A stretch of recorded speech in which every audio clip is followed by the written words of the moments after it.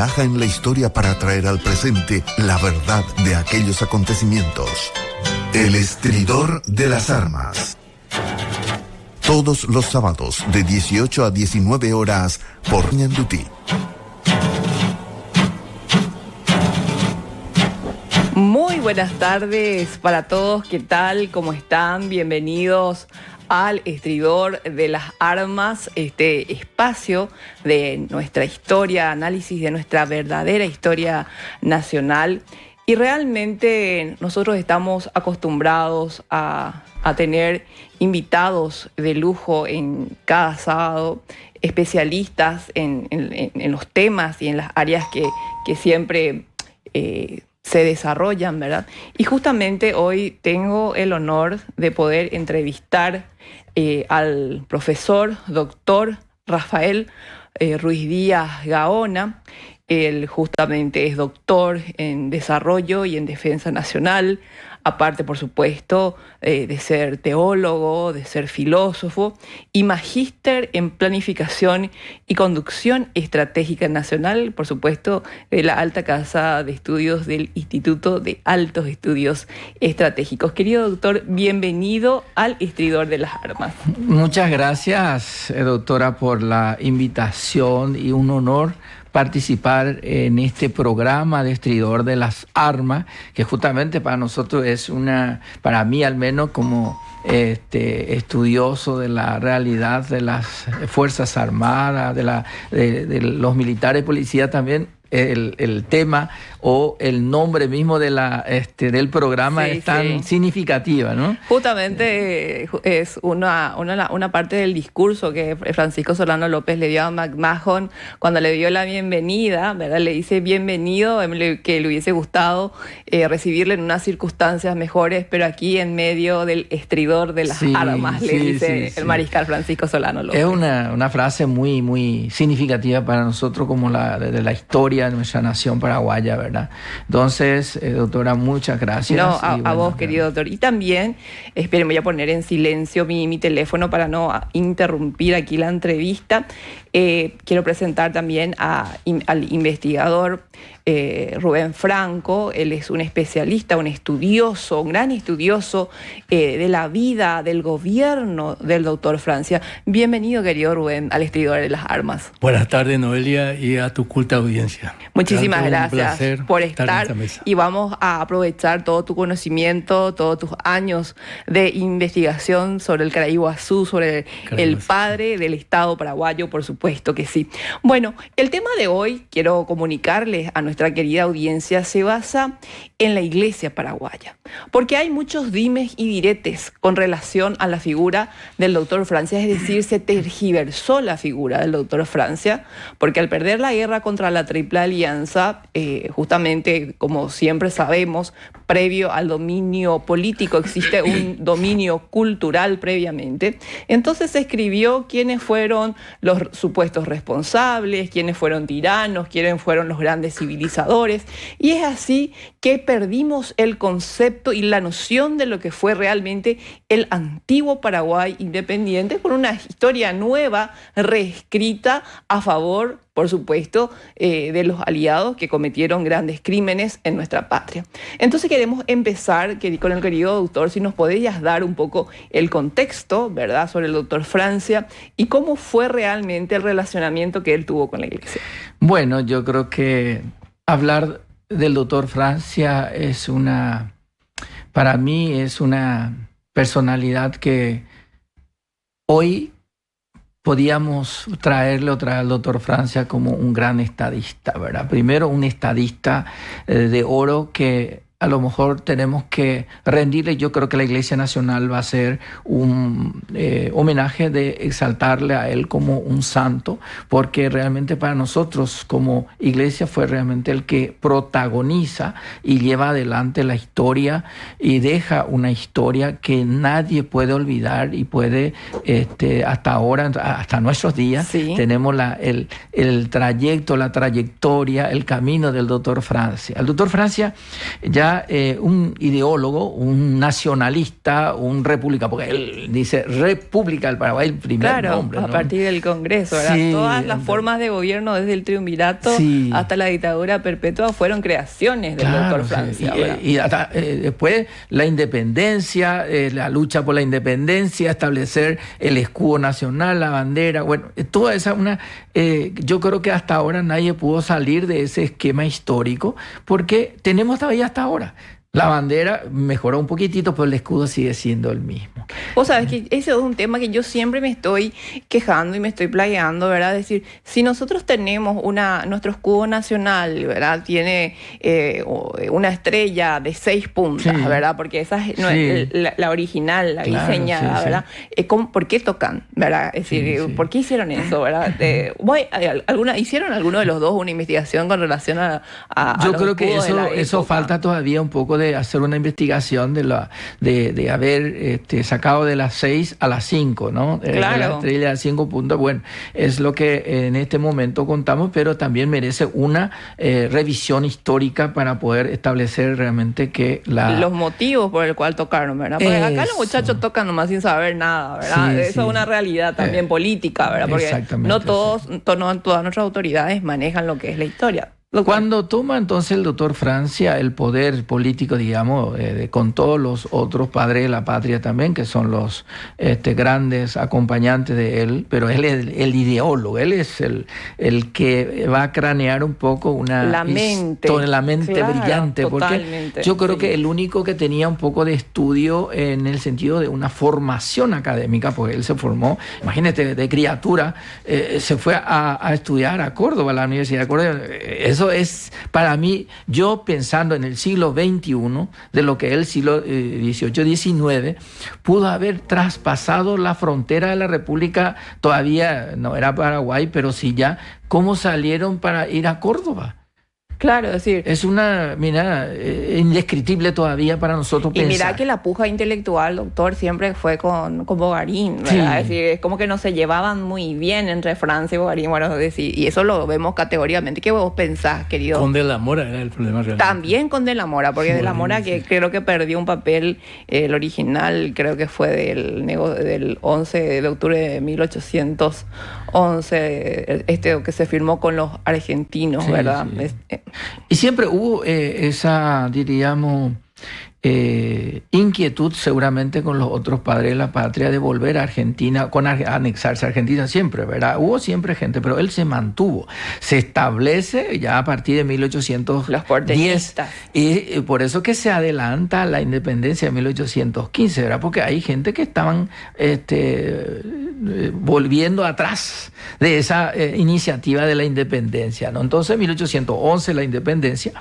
Y él, siempre fue la cabeza de esa manifestación histórica de la independencia de la República del Paraguay. ¿Quién iba a pensar en ese tiempo todavía una independencia de la corona española?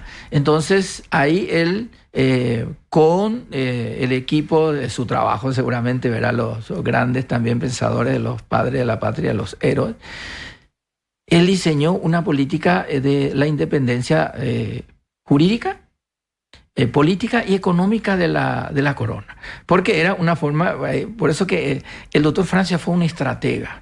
Totalmente. Yo considero una estrategia política, económica y jurídica. Él ya empezó a diseñar el país de lo que ahora nosotros estamos estudiando. Por eso yo digo, cuando voy estudiando un poco dentro de la política, la estrategia y la defensa nacional, el doctor Francia fue un ideólogo que un visionario, visionario futurista, un adelantado, ¿verdad?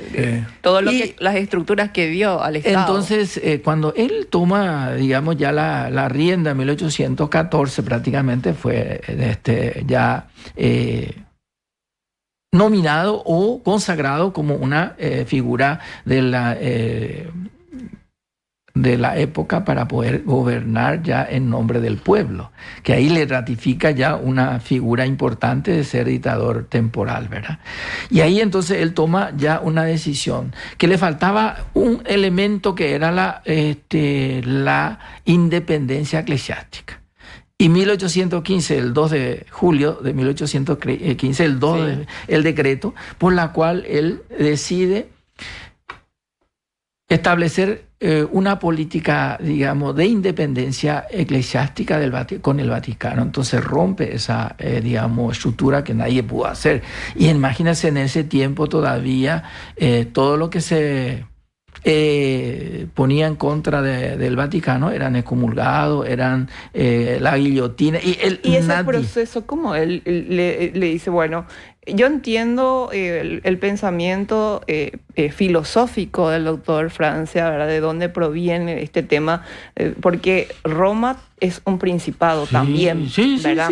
Sí. Y es como darle un poder a un príncipe foráneo, extraño, ¿verdad? Sí. Entonces, ¿cómo llegó vos que hiciste este trabajo de investigación? Justamente tengo aquí el libro Iglesia Cristiana Católica Apostólica Nacional Paraguaya, primer periodo de la identidad nacional. Justamente Rafael Ruiz Gaona, el doctor Alberto Alessandro, es un libro que yo voy a disfrutar muchísimo leyendo este fin de semana, ¿verdad? ¿Y cómo es que llegan a eso? Es decir, ¿hubo una nota oficial para Roma o directamente se cortan las comunicaciones? Directamente se va el decreto, porque él se manejaba el decreto libre en ese tiempo, en esa época, el decreto libre, y era el que mandaba, le tenía la lapicera y yo decido.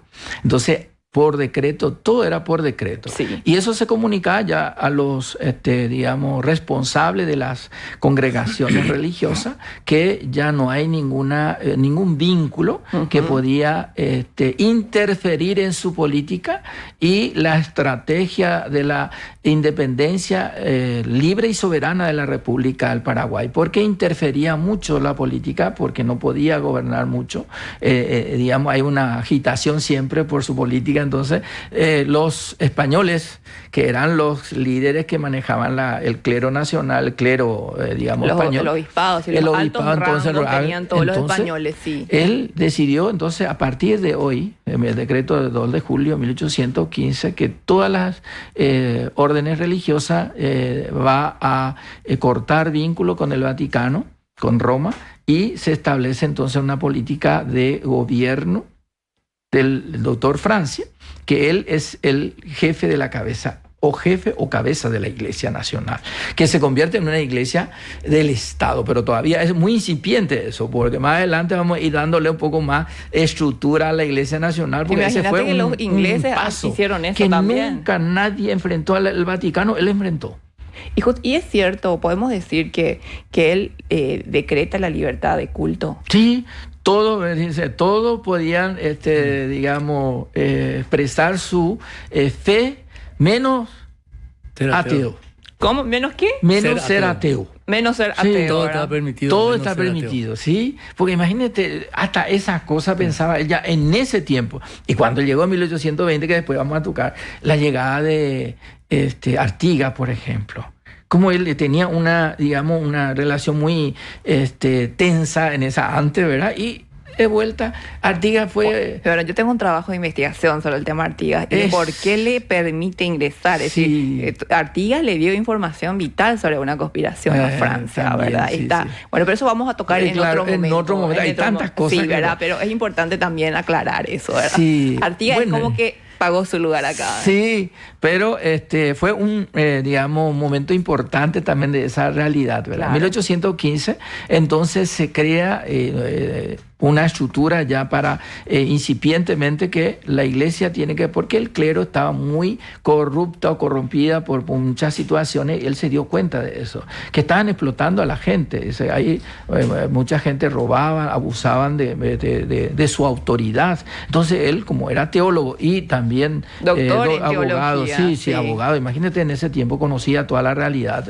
eclesiástica, política, jurídica, y cómo yo, siendo un, digamos, en este momento una cabeza de una estructura independiente de un país, voy a permitir eso, ¿verdad? Entonces él cortó y mantuvo esa relación, que sabemos que esa estructura va a ir creciendo en 1820, que él descubre la conspiración contra él en el Viernes Santo, ¿verdad? Y ahí más todavía, ¿verdad? Él dijo, bueno, Ahora sí que totalmente ya tiene que salir todo el clero español y le deja como ya cabeza de la Iglesia Católica en 1815 ya el obispo Pedro Ignacio García Panés.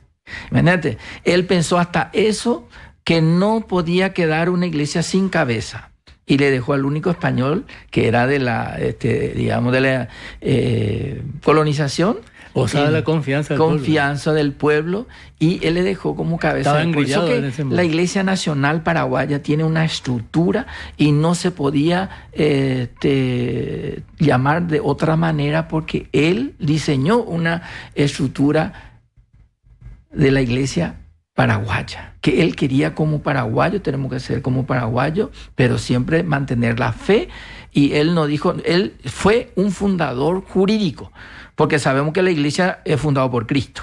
Claro. Entonces no podemos, eso decía, atribuir alguna, nos dice a nosotros, ustedes le atribuyen al doctor Francia como un fundador de la iglesia. No, fundador de la iglesia como dentro de los principios jurídicos, porque él establece por decreto. No dijo, yo soy el fundador de una iglesia, yo soy el Jesús. Al contrario, él dijo, respetó la identidad de la iglesia como católica, porque él no sacó nada de catolicismo. No era ningún improvisado, era un doctor. Él hizo la tesis de Suma Teológica, creo que 9 conclusiones presentó en 5 horas, que le llevó a tener el grado de doctor en teología, ¿verdad? Sí, y entonces yo creo que a partir de ahí él ya iba pensando una forma de estructurar un poco la Iglesia Nacional. Y en 1820 llegamos entonces para establecer con el obispo. Él se enferma, el obispo García Panés se enferma, tiene una dolencia, depresión, dice, ¿verdad? Pero era más bien... le envenenaron. Sí, entonces la gente... ¿Cómo es eso? Discúlpame, doctor. Sí. ¿Cómo ves que le envenenan? No, se dio una curiosidad. Bueno, tantas cosas en su breve exposición que van saltando.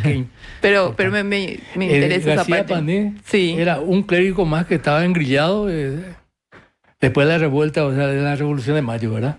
Entonces, unos vecinos, porque el doctor Francia a las 5, no solamente con Luis Alfredo Viola, Roberto Romero, eso hay mayoría de historiadores que grafican esa parte de su comportamiento con los vecinos.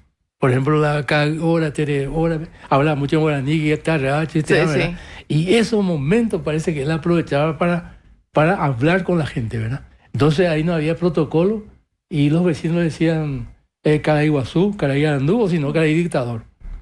Y le decían obispo, obispo o impreso ahí, a a libertad. No, pero no planta ahí, bebé. Así nomás fue el tema. En síntesis, después le dijo, Caray Dictador, Orécolo yo, a ver, solamente nos informaban de la cuaco país, toda la vida o copirañan de favor, a toda la vida, y Orela, no era justo que a tan miles de kilómetros o palañan de impuestos, amo, de rey caucho, así. Entonces, sí, era el hermano al menos de Pepe Botella, ¿verdad? Sí. Bueno, entonces ahí el doctor Francia, yo nomás después cuando pueda desarrollar la transferencia, cómo hacía la transferencia del doctor Francia a cualquier persona. Perfecto. Del poder, ¿verdad? Perfecto. Entonces, para investigar, 30 días de pupe, a Perú se la prueba, allá Poita Chui, allá hay Guamaya Pona. Entonces los vecinos le demostraron, ¿verdad? Hicieron su asamblea, cabildo abierto, ¿verdad? Que se mantuvo hasta 1823, ¿verdad? Bueno, y después, el doctor Francia, ¿qué hace? Le nombra, siendo español, el primer obispo del Paraguay. El Paraguay independiente. Así es. Y esas 5 estrellas, esa era azul, era la Revolución Francesa. Es como de acá tener 5 o 6 cuadras, ahora calle que antes, en la época de Stroessner, ni se podía pensar, ¿verdad? Bueno, quiero también aprovechar, ¿verdad? Y enviar un cordial saludo al señor Eusebio Verón, a Carlos Sanabria y a Víctor Hugo Alegre y demás compañeros del movimiento francista APTERE, ¿verdad? Son fanáticos, todo tu programa sigue, no solamente Son los mejores, entonces. Bueno, doctor, quería continuar. Bueno, entonces yo creo que la política, como una política de Estado, porque él miraba mucho la política de Estado, por el el sentido que le da, entonces él lo forma como una res pública, ¿no? La res, claro, cosa pública, ¿no?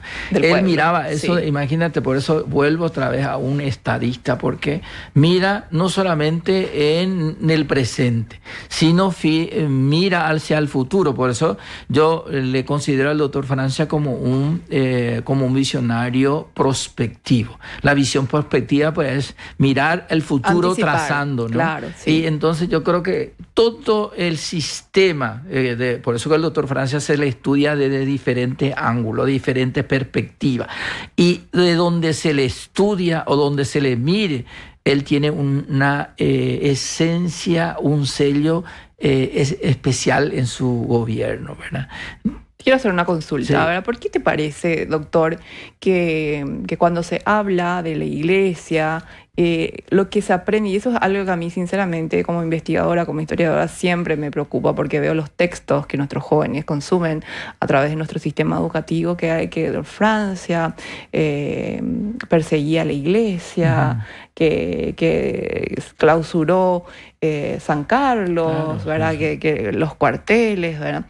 Cuando creo que no se dimensiona, ¿verdad? Que ciertamente ese lugar era de élite, no era para todo el pueblo, sí. ¿verdad? Y era para un grupo de gente pero la educación durante la época del doctor Francia fue obligatorio para todos, ¿verdad? Es que si me podés aclarar y ampliar. Claro, yo creo que en ese aspecto, ¿verdad? El doctor Francia veía un poco la diferencia de el clero, que se mantenía en una posición superior a los de la, digamos, población normal, porque él siempre pensaba en el bien particular. En el bien general particular de las personas, su estabilidad y su cuidado especial. Por eso con unas políticas públicas que él tenía, dice, bueno, tenemos que cuidar de las personas, dejando de lado los bienes o solo la intención personal, sino por el bien general. Y en ese miraba él no cerró, digamos, no clausuró, porque justamente en el día de la conspiración del Viernes Santo, él dijo, no se hace mal la procesión, pero no con eso él pudo romper esa, digamos, armonía que él tenía ya estructurada la iglesia con el obispo García Panés y el otro clero, bueno, que estaban todavía en ese momento muy pendiente a lo que el doctor Gaspar Rodríguez de Francia decía. Entonces, el clero, en 1820, que cuando ya hubo esa, digamos, conspiración y se descubre cómo iba a ser, entonces él también, por eso que él sabía, como decía Rubén, que doctor Francia sabía el movimiento, porque él se iba a tomar mate o se iba a visitar a los vecinos para saber qué es lo que pasa. Él sabía todo. Imagínate, sabía de la frontera, de todo lo que era Encarnación ahora, todo eso, Pilar, tenía hacia Curuguatú, todo eso. Él sabía todo. Increíble eso. Es más, en enero del año 1820, él le dice al cónsul Yegros, señores, acá vas a venir. Venía a la capital, ¿verdad? Así mismo. Me enteré de todo lo que estás haciendo, así que venite para la capital, ¿verdad? Y en marzo, el 28 de marzo de 1820, fue la última reunión en la casa del doctor Valdovinos, y donde estaba también un sacerdote que es Juan Bogarín. No hay que confundir con Francisco Javier Bogarín, que fue el de la Junta Superior Gubernativa. Este era otro, ¿verdad?, que se desesperó porque la policía en pleno les agarró a todos. ¿Qué voy a hacer? Le dice al fray Gutiérrez, y el fray Gutiérrez es el que le encamina para que hable con Francia. Sí. Entonces ahí se produce un cambio radical de vuelta con el doctor Francia, porque él encontró a personas que estaban la deslealtad dentro de ese equipo de conspiradores. Y ahí entonces establece ya que el clero tiene que pasar a ser funcionario público. Y lo hizo a todos que sean funcionario público. El Estado le pagaba y tiene un sueldo, y juraron fidelidad 1821. Como este programa es breve, doctor, son hasta las 19 horas, y yo quiero aprovechar al máximo la presencia de ustedes dos, grandes conocedores de la vida. Para mí, uno de los personajes más importantes de la historia paraguaya, que es el doctor Francia, ¿verdad? ¿Qué pasó con Roma? Roma se enoja. Cuando sube don Carlos Antonio López es como que don Carlos otra vez intenta restablecer nuestras relaciones. ¿Y qué pasa de todo este trabajo de toda la iglesia paraguaya? ¿Cómo queda? Bueno, yo creo que continúa 1820, 23, como decíamos, también vamos a ir un poco más rápido porque el tiempo apremia. Quiero saber. 1823, como él dijo, bueno, vamos a sacar todos los escudos de la corona de los edificios públicos. Sí. 1823 decreta. Y 1824, otro decreto por la cual se establece que todos los frontificios de los templos va a llevar el escudo nacional. Ahí está la identidad de la iglesia paraguaya, así como la iglesia anglicana, que es la iglesia del Estado. El único que permaneció y nadie, por más que Roma se haya enojado y que sabe que la Iglesia Nacional es paraguaya del Estado y yo soy la cabeza, como decía, explicarle un poco ¿y qué dijo el doctor Francia cuando le dijeron que si viniera el Papa que acá? podía ser un monaguillo de él. Sí. Hasta eso le salió terrible, doctor ¿no? Francia. Si viniera acá. Él hacía a propósito la ironía, o sea, manejaba todo eso a propósito. Es que era demasiado inteligente. Entonces, hasta ahora permanece, por ejemplo, la iglesia de la catedral, la iglesia de Recoleta tiene todavía que se cayó, pero se pudo restaurar. Está propiedad del Estado paraguayo, de la Iglesia Nacional, es el sello. Sí. El sello, el escudo. Yo siempre le digo a la gente, ¿quieren ver el original de lo que fue nuestro escudo? Párense enfrente a la catedral y miren, ahí está todo. Y esa es la iglesia que él construyó, digamos, no construyó, pero después ya... Pero se cortó este tema de la Iglesia Nacional porque nosotros vemos que esta... ¿O hay alguna línea que continúe? Se cortó en 1870, porque el Estado era, diríamos, el patronato regio, cuando ya el doctor Francia dijo, yo soy el patrón ahora, yo soy el líder de la iglesia, por eso él saca. Esa es la parte que me confunde, ¿sabes por qué me confunde? Si es que me pueden dar un poco de luz, ¿verdad? Porque yo no soy tan especialista en este tipo de tema social, yo estoy más bien decantada hacia la guerra, ¿verdad? ¿Qué pasó ahí? Porque al subir don Carlos Antonio López y restablecer las relaciones con Roma, volver con el tema del diezmo, ¿verdad? Sí. Entonces él como que va también, no sé si corta, o Basilio López, el hermano, luego Palacios, Fidel Maíz, ¿verdad? Estos estaban dentro de esa línea generada por Francia o la línea, vamos a decir, de apertura diplomática en nuestras relaciones exteriores con Roma, realizada por don Carlos Antonio López. Claro, de hecho que 1825 declara de vuelta al doctor Francia la suspensión del diezmo. Y 1838, después de su enfermedad, 1836, se restablece la figura del obispo García Panés. 1838 muere el obispo García Panés antes de la muerte del doctor Francia, 1840. 1840 asume ya Carlos Antonio López, y ahí ya otra nueva era, diríamos, de la eclesiásticamente, pero teníamos, porque el doctor, Carlos Antonio López mandó construir la iglesia de Trinidad. Sí. Ahí está la figura otra vez de la Iglesia Nacional, él tiene el escudo. Tiene el escudo otra vez. Entonces él no salió de eso, sino que después ya con la figura de Mariscal Francisco Solano López, todavía no era mariscal, pero fue al Vaticano para ser, digamos, recibido por el Papa, no fue recibido.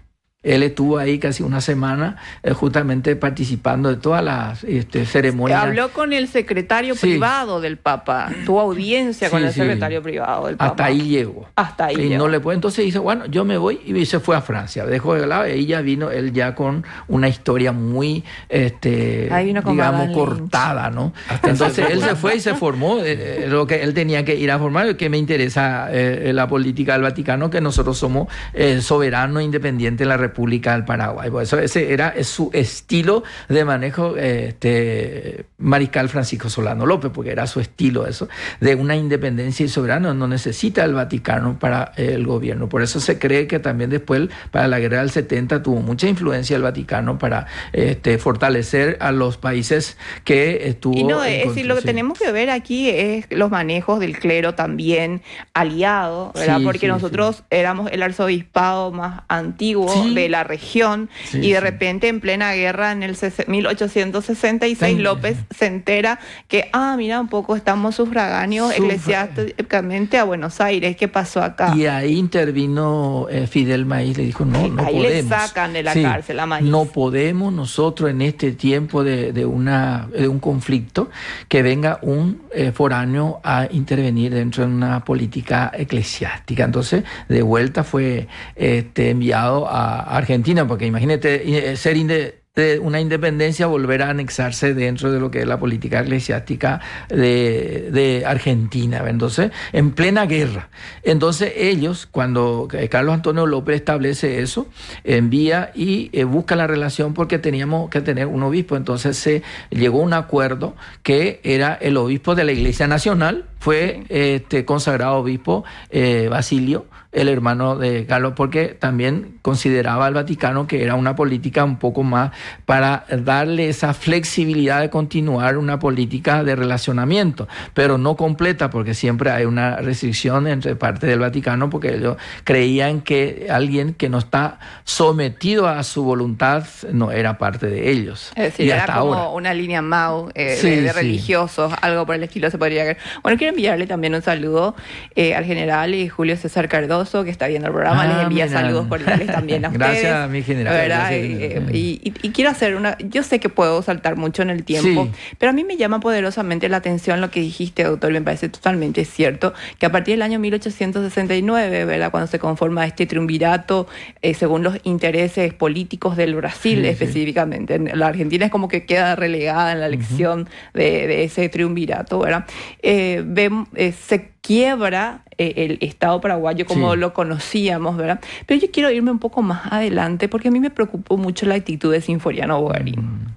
¿Verdad? Sinforiano Bogarín en el 36, cuando tenía que estar para el tema de la inauguración del Panteón de los Héroes, el traslado, ¿verdad? Sí, puso miles de excusas para no estar. Es decir, ¿qué es lo que pasó con el clero paraguayo y con así que tenemos un clero legionario? ¿Qué es lo que pasó, verdad? Porque quiero saber. De hecho, que en ese momento, cuando ya se iba a traer, por ejemplo, el resto del mariscal Francisco Solano López, que se cree que fue el excomulgado, pero nadie puede probar eso. Nadie pudo probarse. Es que ningún investigador que fueron a Roma pudo conseguir absolutamente ningún dato. Yo creo que esos son dimes y diretes otra vez de los brasileños. Bogarín creía que fue excomulgado, y el excomulgado no puede estar sobre la tierra, porque está en el infierno. Entonces, por eso que se cavó el templo, digamos, de la Virgen de la Asunción, que es por eso tenemos esa fosa. Porque no puede estar un jefe de Estado que ha sido excomulgado. Pero ahora mismo que se rellene la fosa. Sí, tenemos que ya. Por eso se acabó, porque él... Y entonces, en ese momento, el Estado paraguayo pensó en eso, tenemos que cavar, y entonces ya... conflicto con el Vaticano queda arriba, y nosotros tenemos nuestro héroe abajo para mirar. Por eso todo eso fue una política de los legionarios. Porque imagínate, 1869 todavía Mariscal seguía luchando. Sabemos que la campaña de las cordilleras. Imagínense de lo que es la valentía de las 30 mujeres que murieron en Valenzuela, que son santas mujeres para nosotros. Santas mujeres. Después, los santos que fueron, quemados, los mártires de la... en la Costañú. De Piribebuy, del hospital de sangre. Y nadie habla de los quemados en el hospital de Cacupé, por ejemplo. Después vienen los de niños. Y sale con todos los niños ahí. Así mismo. Los niños de Costañú, que son mártires para nosotros como Iglesia Nacional. Rubio y Costañú estaban al lado, ¿verdad? Sí. Por eso que él iba. Y mientras eso, termina la guerra porque el doctor Carlos Antonio López continúa con la política de una iglesia nacional, Y se enfatiza cuando vuelve Mariscal, Francisco de Europa, cuando ya se dio cuenta que el Vaticano no le ninguneó. Pues eso es la palabra, ningunear. Entonces él, yo soy, muere su papá y él asume el poder. Y yo soy el poder. Y ahí entonces hace juramento a todo el clero también, como el doctor Francia, fidelidad a la patria. Y todo el clero le acompañó hasta morir algunos y volvieron en 1870. Cuando volvieron, el gobierno, el triunvirato, con el apoyo de los brasileros, entonces al clero se le marginó, se le encarceló y otros se le envió al interior. Murieron abandonados porque eran de la Iglesia Nacional. ¿Vos sabés en qué fecha se hacía ese juramento, doctor? ¿Vos sabés que ese juramento que hacían todos los ciudadanos paraguayos de fidelidad a la patria que estás mencionando se hacía cada 25 de diciembre? Es decir, el 25 de noviembre nosotros tenemos un acta formal de independencia, ¿verdad? Pero el juramento fue el 25 de diciembre. Entonces cada 25 de diciembre todos los ciudadanos hacían ese juramento de fidelidad a la patria. Y entonces ahí él le acompañó a todo el clero hasta 1870, que por eso decía que volvieron, algunos fueron marginados porque los brasileros trajeron a los franciscanos capuchinos para controlar todo el clero y le entregó el poder eclesiástico, porque el legionario decía, bueno, nos encargamos nosotros de la política, nosotros nos encargamos todo lo que hay de los bienes públicos y nos vamos a designarnos qué va a hacer y ustedes encárguense de la iglesia. Por eso la Iglesia Nacional pasó de vuelta a mano de Roma en 1872, que se reparte todos los viernes. 1878 creo que se retira los brasileros. En el 76. En 1876 y los argentinos en 1879 de nuestro Chaco. Claro, se retira de ellos, digamos, del Chaco prácticamente. Ahí está. Entonces, ahí entonces se vuelve a restablecer lo que es la política vaticana en el Paraguay. Y ahí perdimos nosotros como una identidad de la Iglesia Católica Apostólica Nacional Paraguaya y nosotros restablecimos esto en 1990, ¿verdad? Eso quiero hablar, porque quiero llegar a ese punto. ¿Qué pasó con esta obra que tenés? ¿Me podés mostrar? Voy a mostrar un poco en cámara, permiso. El obispo rebelde. ¿Cómo es esto del obispo rebelde? Es un mensaje del padre Ramón Talavera Goiburu para la liberación paraguaya. Sí. Bueno, este es para mí, ¿verdad? Sí, ¿cómo no? Este te voy a dejar, doctora. Yo hice para usted, porque todavía fue... Todo, porque esto no hay, casi no se sabe.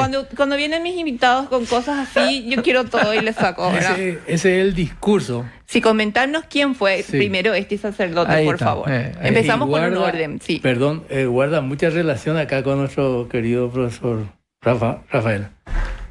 Ramón Talavera prácticamente le hicieron una campaña de difamación a nivel del gobierno, ¿verdad? Del oficialismo, de que estaba loco.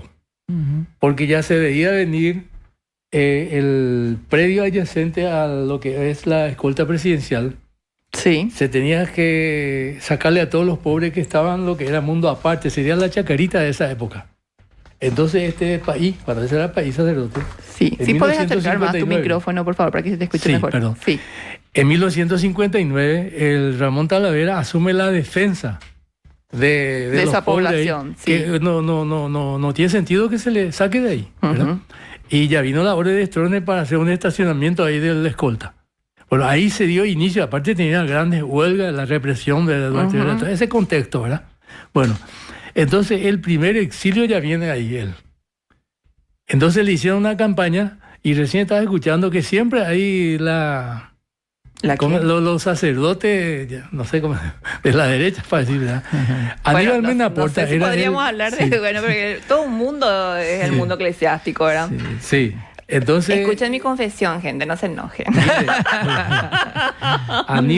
Aníbal Mena Porta era cabeza de cada obispado de la diócesis. Y se prestaron ahí, ¿verdad? Con el sistema del momento, ¿verdad? Porque se estaba consolidando el gobierno de la dictadura de ese momento, el 54, 56, el primer problema, y este ya 59. Entonces le hacen una campaña que tenía que internarse en un manicomio. Nada más. Porque estaba mal.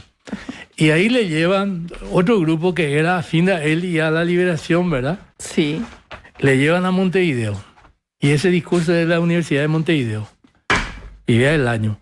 Pero lo que acá se tiene que rescatar es que este obispo, después fue obispo en el Brasil, cuando él era sacerdote, Ramón Talavera Goiburu, se va a Montevideo y fíjese, pide directamente derrocar al gobierno acá, actual, y allá conformar un Frente Nacional de Liberación, así como los Libertadores de América. Pero me parece ¿cómo es que consigue una persona así, que vamos a decir que tiene una esencia nacionalista, ser obispo en Brasil, por ejemplo? No, eso es más adelante. Y no importa. Bueno, ¿Cómo pasó esto, verdad? Por eso lo que del primer grado no pasaba al cuarto, ¿verdad? Sí. Entonces, en Montevideo, ¿verdad? Ya tenía esa fama de país rebelde, por lo menos, ¿verdad? Sí, sí. Pero después, por algún motivo, se le expulsa y va a Buenos Aires, se acerca a la frontera acá, Formosa, ahí crea alguna iglesia, ya era monseñor eso, sí, ¿verdad? Bueno, y de nuevo expulsado, ¿verdad? Pues ya había el plan Cóndor y se va a Buenos Aires un ratito, ahí casi le agarran y le salvan los clérigos brasileños. Ahí empieza su historia en el Brasil. Pero eso era en el 70... Ya 66 va girando en torno a todo lo que es la ribera o la frontera de nuestro país, ¿verdad? Pero antes, un ratito para hacer un paréntesis, Rubén, el padre Ramón Talavera Goiburu luchó porque ahora justamente donde está el hospital de trauma era todo lo que él defendía, porque era párroco de la Virgen de las Mercedes, creo que no, del Carmen. Era párroco de ahí, era clérigo de la arquidiócesis de la República del Paraguay. Y ese era todo un asentamiento en ese tiempo que es actualmente, y ese le llaman Mundo Aparte. Y ese él fue el que él fundó, luchó, y porque el escolta estaba ahí cerca y tenía que salir de ahí, y él luchó para que ellos permanezcan en ese lugar, y hasta ahora están en ese lugar gracias al padre Ramón Talavera Goiburu como párroco. Entonces le expulsaron y fue, como decía el padre, Rubén, fue a Uruguay primeramente, ¿verdad? Por a una Montevideo, política, ¿verdad? Sí, para ese tratamiento, y bueno, y después ya vino a la frontera. Después fue ya, como era la política de gobierno en ese tiempo, eran dictatoriales la mayoría de los y era países. La época, ¿verdad? Era la época Le salvan los clérigos brasileños porque ya estaba feneciendo su tiempo de exilio, ¿verdad? Sí. Y ya ahí el plan Cóndor de traerle al Paraguay. Sí. Y ahí él se convierte en uno más de la Iglesia Nacional Brasileña, que se fundó con el decreto del doctor Francia acá de Paraguay. Pero ese es un gesto enorme por parte del clero brasilero. La Iglesia brasilera se funda en 1846 con el padre entonces, monseñor, el obispo de la Iglesia romana. Se revela ante la política de gobierno también del Vaticano, pidiendo que los sacerdotes tienen que ser casados, que se desvincule de la confesión auricular, que procurar de asistir a los hijos de los separados, divorciados y amancebados en ese tiempo, abolir la esclavitud. Imagínate también el doctor Francia, en 1815 ya empezó a abolir la esclavitud, que él ya no, en su gobierno ya no existía esclavos, todos eran iguales, ¿verdad? Claro, lo que pasa es que la esclavitud paraguaya era más bien una esclavitud doméstica, ¿verdad? No era algo así tan fuerte como... No se notaba tanto como en el lo otro. imperio, Y entonces el padre Ramón Talavera fue y bueno, le auxiliaron los del clero de la Iglesia Católica Apostólica Nacional Brasilera, que fue fundado por don Duarte Costa. Y ahí entonces él permanece, fue consagrado obispo en 1976. Sí, ahí obispo en el Brasil. Vuelve él porque le consagraron para ser el primado de la Iglesia Nacional Paraguaya, pero no pudo entrar por el sistema de gobierno todavía Stroessner. Claro. Se dieron cuenta y le cerraron frontera en Foz. Se le nombra entonces como obispo de Foz de Iguazú de la Iglesia Nacional, se quedó ahí. Él prácticamente gobernó la diócesis de Foz de Iguazú. Ahí ahí entonces él se casa, tuvo un matrimonio, tiene 2 hijos y él seguía manejando la iglesia. 1992 fuimos nosotros. ¿sí? Una iglesia... podríamos, no sé si es correcto, no quiero tampoco paralela, podríamos decir. De la Iglesia Nacional como la paraguaya, la Iglesia que el doctor Nacional Francia. Paraguaya. Sí. Y eso pero en el Brasil, porque acá no podía pero ser. sí. ¿Eso en qué año fue? 1846 nace la Iglesia Nacional Brasilera. Sí, pero a partir del exilio paraguaya, nosotros nacemos en 1815. No, sé eso, ¿verdad? No es esa la consulta, sino que creo que fue en 1990. Claro, ahí entonces, por eso la historia le conocimos nosotros. La más cercana. La más cercana. Entonces yo le conocí, nosotros conocimos, porque yo vine de Roma el 991, que hice mi estudio en Roma, en la Iglesia Vaticana, en el Laterano, es del donde... En el 91 yo terminé mi estudio de licenciatura en teología. Vine y ahí cuando yo, 1987... 88, 89 yo estuve prácticamente en Córdoba, Argentina.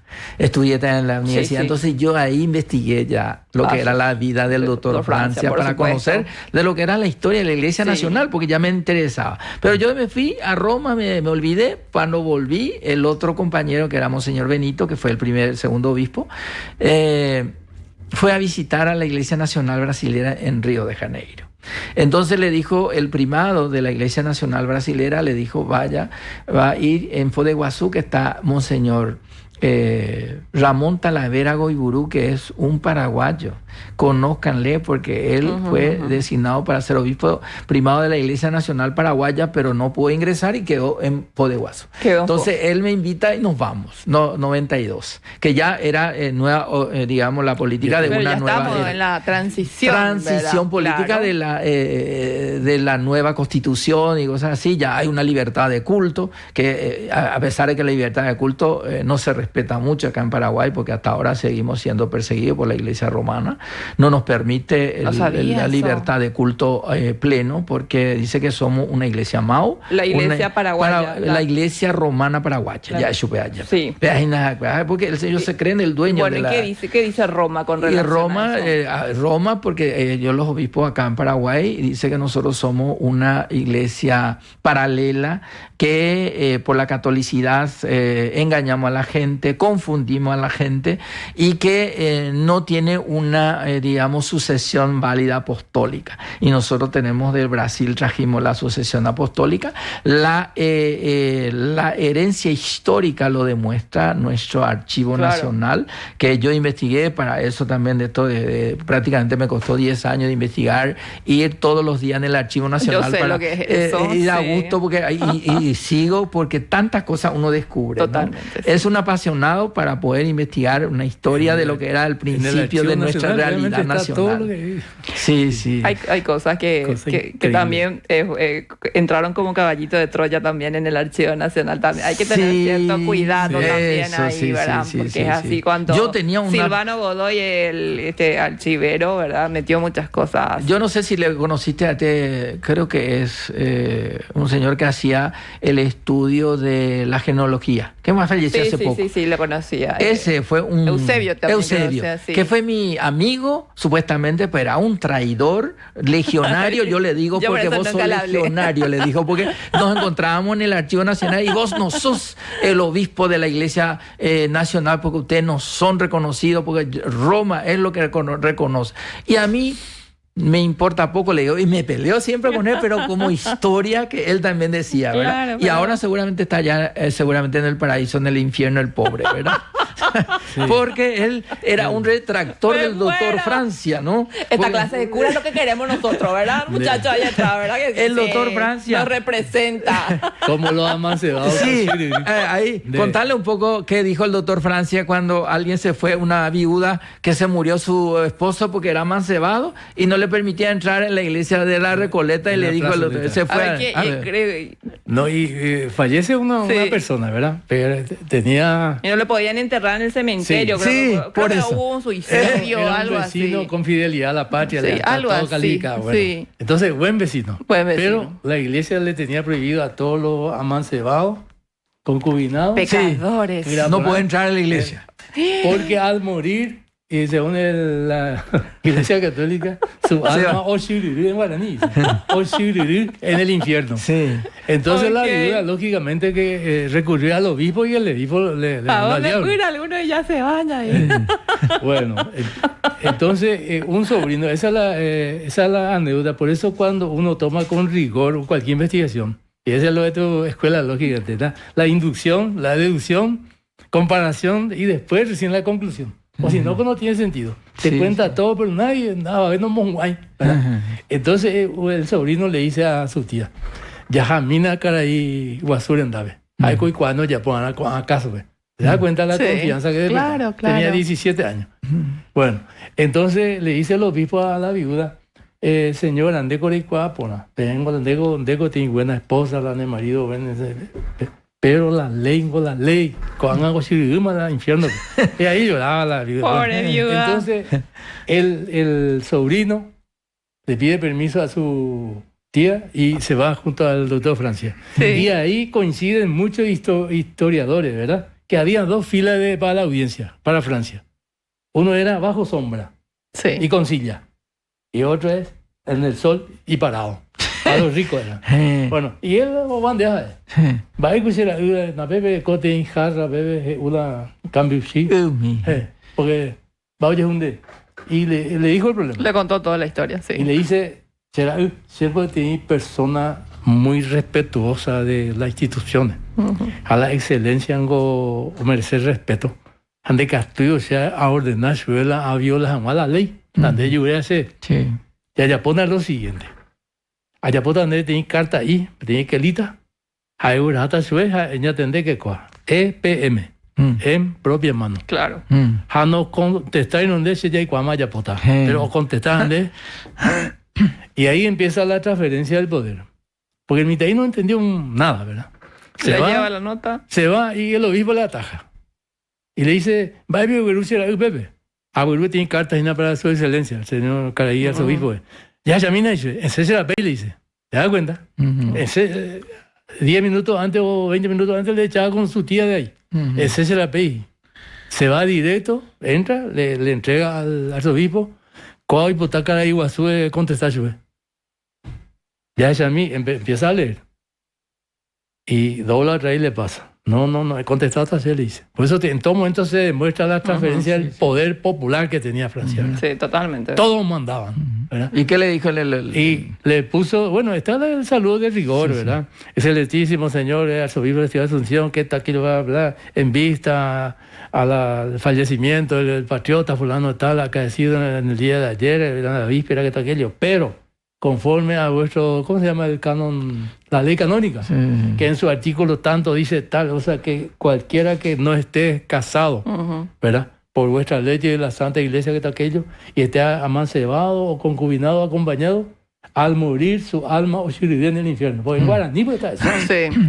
El doctor Pangracio transcribió ese documento la primera y no quería creer. Pensé que los perros no me iban a hablar. No. En guaraní sí. ¿Y cuál fue la respuesta? No. Y le pasó al mitaí, no le dijo otra, no, escribítase. Bueno, anoche. Ereta Caraí Guasube, jae doctor en teología, hace ahí, mocoibea ore país. Jae doctor en ciencia y letras, jae letrado, 6 ahí, jae abogado, a doctor. Todo completo. Jae. Sí. Jala Pepe yo voy a hacer, de que te contesta, pechan de derecho ellos. No entendió un carajo, vine viendo otra vez, le entrega al doctor Francia, va a de excelencia, el carrera obispo de Asunción. No contesta inde, pero va a indebe, se la quiere poner así. Y se la ande escribía su Pepe en de Castillo y contesta, porque en de país es abogado, ande abogado. Bueno, cuando hay TJ de Tiabe, todo legisla mejor lugar la plazoleta de la iglesia, cuando opama la ley, cuando añade la ñamandá. Y ahí no derogó el doctor Francia, porque esa es otra mentira, ¿verdad? Sí. Se autoderogó, oye, molente, porque tenía vergüenza, pues. Porque creo los abogados tienen que demostrarse. Claro, pero creo que algo así que tenía que ir a mirar corroborar si es cierto efectivamente que el alma estaba en el infierno. Claro, le dijo no el se puede demostrar, escrito, ¿cómo le no? dijo, demuestre el señor obispo que el alma del difunto está en el infierno, en caso contrario, désele sepultura cristiana. Ahí está. Su criminal, no se leí, pero no se derogó nunca y tampoco el verdadero Manola. Ahí desaparece fantástico. La plazoleta de la iglesia. Sí, entonces yo creo que el doctor Francia tenía su gran poder eclesiástico, diríamos, de manejar, porque conocía realmente... Brillante, un hombre brillante, imagínate. Así que, mira, llega ya el tiempo, de nuestro tiempo horario, y agradecerle, doctora, por este espacio. Y queda muchísimo que todavía, mira, estamos iniciando. Estamos iniciando y quería saber si podrían acompañarme el sábado 3 de enero, ¿verdad? Justamente días antes para conmemorar el natalicio del doctor Francia del 6 de enero. Santos Reyes, lleva su nombre, Baltasar. Esa cosa que a mí siempre me apasionaba porque, por ejemplo, un historiador dice, bueno, este es un vaso de vidrio, tiene agua, tiene todo eso, pero no es creíble por el motivo. Claro. Y otro historiador dice la de licuadora o lavarropa. Tiene su gente y eso se impone oficial. Bueno, pero realmente la historia es una ciencia, ¿verdad? Quería nomás terminar la idea. En mi caso, yo no abordo así la investigación histórica. No se puede estar en la duda. Se tiene que demostrar. Totalmente. Porque la historia es una ciencia y tiene sus procesos. Muchísimas gracias, querido señor Franco, por tu presencia. Por favor, el placer es nuestro. Querido doctor Rafael, un gusto. Muchas gracias por estar aquí y por aceptar mi invitación. Yo soy el honrado. Shela Awiyendebe, Reme Agüere Coacopa. Y que todos saben, ñañe, mi hija está en Huetica, tu ñañe, allá, está en Icatuña, Mombeú, Peña, Caraiguazú, doctor Francia, Yapoacue, Juan, y Catuay, otro día, en Ape, o Jaica, Cueve, Himno Nacional, Guaraní. Eso va a ser fantástico que podamos abordar eso. Imagínate un poco. No todos abordan ese tema. Y decía que se prohibía Guaraní, o oye, por eso la identidad nacional, él como una identidad era el idioma. Entonces ese era su orgullo y yo creo que uno de los pilares. Perdón, un segundito nomás. Los vecinos le decían, vaya de doctor de Arandueteri, de para Huegua. Jaitan de Don Fulano decía, ya para no inde. Vaya nacerando ahí la pene para hombre todos los días a correr hoy. Así es. Bueno, muchísimas gracias.